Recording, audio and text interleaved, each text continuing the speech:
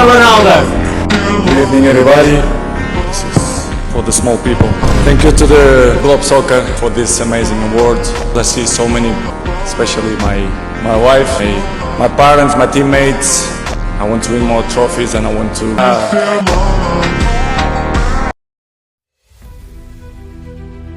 Have you ever looked at greatness and wondered where it really begins? Not the trophies, not the fame, but the moment before anyone was watching. Today, I want to walk you through a life that proves something powerful, that discipline can outgrow talent, and belief can outlast circumstance. As you listen, I want you to see yourself somewhere in this journey. Because long before Cristiano Ronaldo became a global icon, he was just a boy with a dream and very little else. Cristiano Ronaldo dos Santos Aveiro was born on February 5, 1985 on the Portuguese island of Madeira, a place known more for scenery than superstardom. He was the youngest of 4 children, raised in a modest home where money was always tight.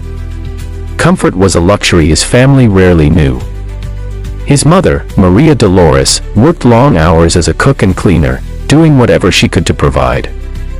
His father, José Dinis Aveiro, worked as a gardener and kitman for a local football club, quietly struggling with alcoholism. From an early age, Cristiano understood hardship not through stories, but through daily life. And yet, instead of letting his environment define him, he began to imagine something bigger. Football wasn't a hobby for Cristiano. It was refuge and identity. He played anywhere he could, streets, empty lots, worn pitches, sometimes barefoot, always relentless. When he lost, he cried. Not out of weakness, but because losing felt personal. Even as a child, he didn't play to pass time. He played with purpose. At 8 years old, he joined Andorinha, the small club where his father worked. By 10, his talent stood out. And by 12, he faced a decision that would change his life forever. He left home to join Sporting CP's academy in Lisbon. I want you to pause on that. 12 years old. A new city. No family nearby. No guarantees. Just a dream and the courage to chase it. Life in Lisbon was unforgiving. Cristiano struggled with homesickness. He was mocked for his accent. Isolated because of where he came from. There were nights he cried alone and moments when quitting felt easier than continuing.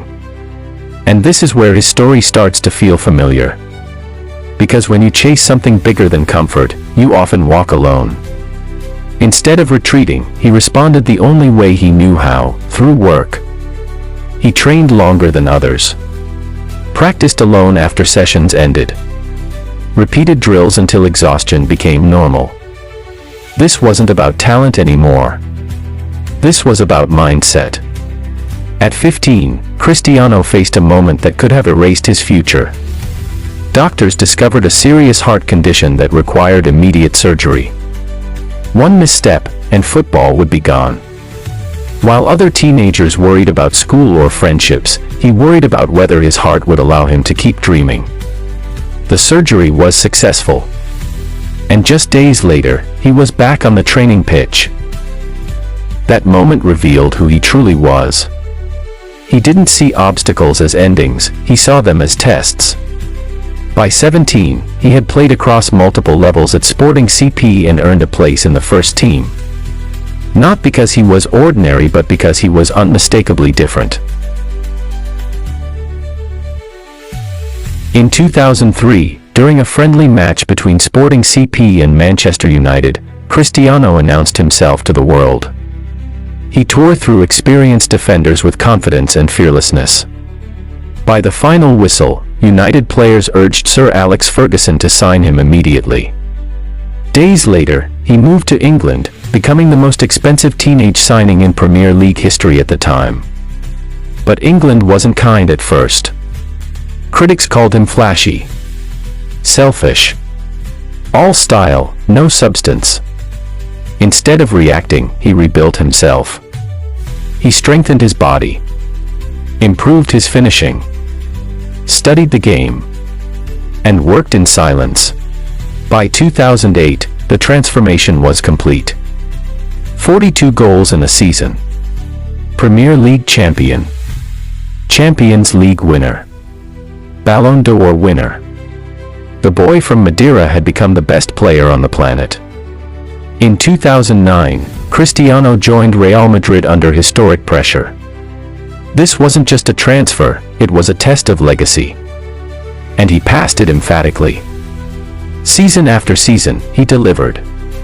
He evolved from winger to goal-scoring machine. From star to symbol. Let this sink in. 450 goals in 438 matches. Champions League titles. 4 Ballon d'Ors at Madrid.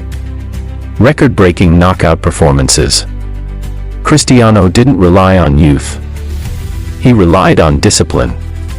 He proved that greatness isn't fixed, it adapts. Behind the spotlight, Cristiano carried personal pain. In 2005, his father passed away, never fully witnessing the scale of his son's success. That loss shaped him deeply. Later, he became a father himself. And with fatherhood came perspective. He often speaks about how his children ground him, reminding him why effort matters beyond applause. It's a reminder to you and me too. Success feels empty if it has no meaning. At 33, when most players slow down, Cristiano chose reinvention. At Juventus, he dominated Serie A, won league titles, and became top scorer, proving that excellence travels. His return to Manchester United was emotional. Even in difficult moments, he remained what he had always been, focused, driven, relentless. Age failed to define him. For years, critics questioned his impact with Portugal, then came Euro 2016. Injured in the final, he led from the sidelines, encouraging, guiding, believing. Portugal lifted the trophy. Later, he became the highest international goal scorer in football history. That achievement wasn't about talent alone. It was about endurance. His move to Al Nassr sparked debate, but legends don't follow expectations. They expand boundaries. Cristiano brought global attention, elevated standards, and proved influence isn't limited by geography. Beyond football, he built the CR7 brand, invested in business, supported hospitals, helped children, and gave back, quietly, consistently, deliberately. He never forgot where he came from.